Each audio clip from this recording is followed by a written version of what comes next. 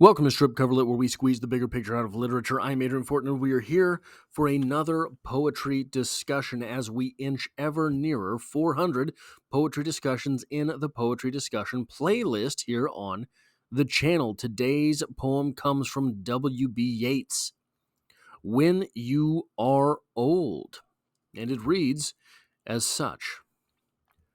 When you are old and gray and full of sleep, and nodding by the fire, take down this book and slowly read and dream of the soft look your eyes had once, and of their shadows deep. How many loved your moments of glad grace, and loved your beauty with love false or true? But one man loved the pilgrim soul in you, and loved the sorrows of your changing face. And bending down beside the glowing bars, murmur a little sadly how love fled and paced upon the mountains overhead, and hid his face amid a crowd of stars. Kind of a wild poem, right? So, to start, I think we're going to do the thing that we have to do, because every class that I had in college, I can already hear it. I can already hear the yelling and the screeching about how this is such a sexist poem. But it isn't. I'm no longer young and as pretty as once I was. As a man, I can feel this. I can feel the crow's feet hopping along, the salt slowly invading the pepper. In fact, I think that it is sexist to assume that this is sexist. The speaker here is simply speaking to one person, not to an entire gender. It also reminds me, and while we're on it, men also have it from this standpoint. Look, I can't tell you how many times in my life I have shown up to work and there's something heavy left for me to move. They were saving it for you, Adrian, right? 16 hours I've been away from this place, and you knuckleheads couldn't figure out how to move that big box without me, right? So, while, yes, that is irritating, I'll probably miss it when it's gone. The day that heavy box is sitting in the corner, but no one's waiting for me, it's the next guy. The bigger, burlier fella, he's got to be the one to move it. So there's that as well. Now, this sentiment at first is not all that unusual. Look, when you're old, ... There's the Lana Del Rey song. Will you still love me when I'm no longer young and beautiful? And I know what you're thinking. And the answer is yes. I did teach Lana Del Rey how to sing. But there's that song, this sentiment of looking back on your life when you are older and questioning love, right? Did I choose the right love? I'm someone who does not believe that love is necessarily solitary. I think that you can love many people over the course of a life. You can love many people at the same time. You can even start a website about it. This idea of questioning love when you're older, did I do the right thing, is not all that unique, right? For this poem to live as long as this poem has, you need an extra turn. You need something else. You need an added element. And Yeats gives it to us. This poem goes, how many loved your moments of glad grace, and loved your beauty with love false or true? So we're questioning everything that we just talked about. But one man loved the pilgrim's soul in you, and loved the sorrows of your changing face. So here we start to get into something that is maybe a little more unique. There is one man who not only loved your pilgrim soul. What a wild phrase, pilgrim soul. What could we mean by pilgrim soul? Astute, hardworking, ingenuitive, forward settling,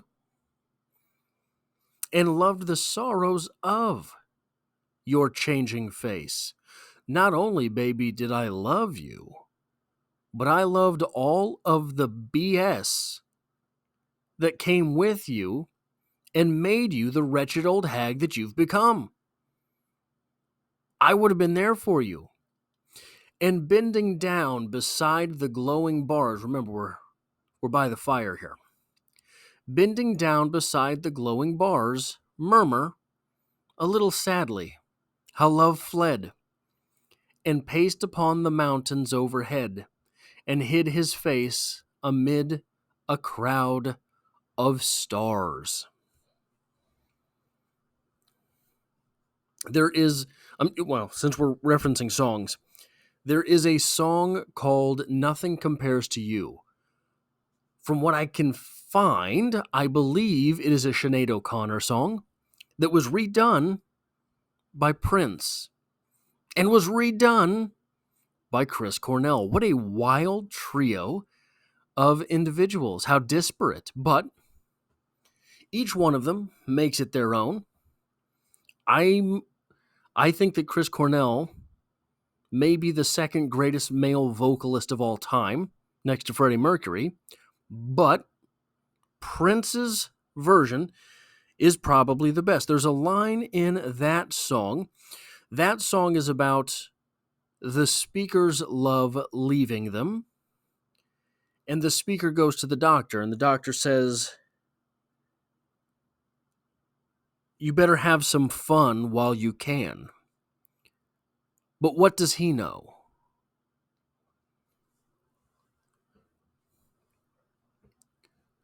So there is, I think, in this poem, and perhaps in the larger sort of wellspring of literary creation, including songs, this idea that the one who loves more, and here we get this one man loved the pilgrim soul in you. That's the person who loves more, right? Because this person, you're old and gray and full of sleep, was the one that moved on. This person, then, the one who loved more and was rejected, was denied, that person has to go live in shame. Right? Even if that individual has been motivated to live an extreme life. You didn't love me for what I was, you cast me out, and so I will become the thing that you could never have. You cast me out because I could not provide the life that you wanted, and so I will become a millionaire. These sorts of things. But never in those stories is the one who was cast out happy. Never in those stories is the one who was cast out whole. Never in those stories is the one who was cast out content. What is that? Is it something which is so elemental to the human experience that we have to keep creating it? Now, I said that this poem is going to have to add something a little bit different to the whole when you're old, will anyone love you dynamic, and it does, but it's not something entirely unique. It's just doing what it does, this poem does, in a unique fashion, the same way that um, Nothing Compares to You does this in that song, etc. What is that element inside of us? And it's the idea of being rejected is not unique to romantic relationships. How many of us have complete relationships with both of our parents? I know almost no one. Almost everyone I know has one parent and not the other. One of their parents is remembered fondly. The other, not so much. Is then that denial, that rejection? So, sexual fetishization, having a sexual fetish, they think part of the mechanism that makes that go in the human mind, because what that is something unrelated to sex that flips a person on and they cannot turn off. That's what that sort of fetish dynamic is. There is a theory that what that is related to something that someone found disgusting or extremely disturbing at the same point in life that sexuality was budding. Those two extremes in their mind, like, I don't know, the foot thing, I don't understand the foot thing, something about feet, and you are all of a sudden going through puberty, those two things in your mind all of a sudden move all the way back to where you're not expecting it. Boom, you find yourself on weird websites.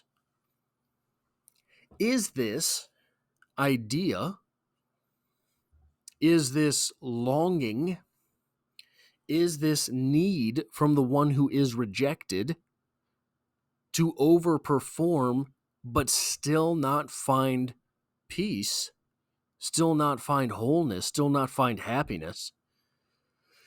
Is that thing as human, as perhaps readily identifiable as fetishization?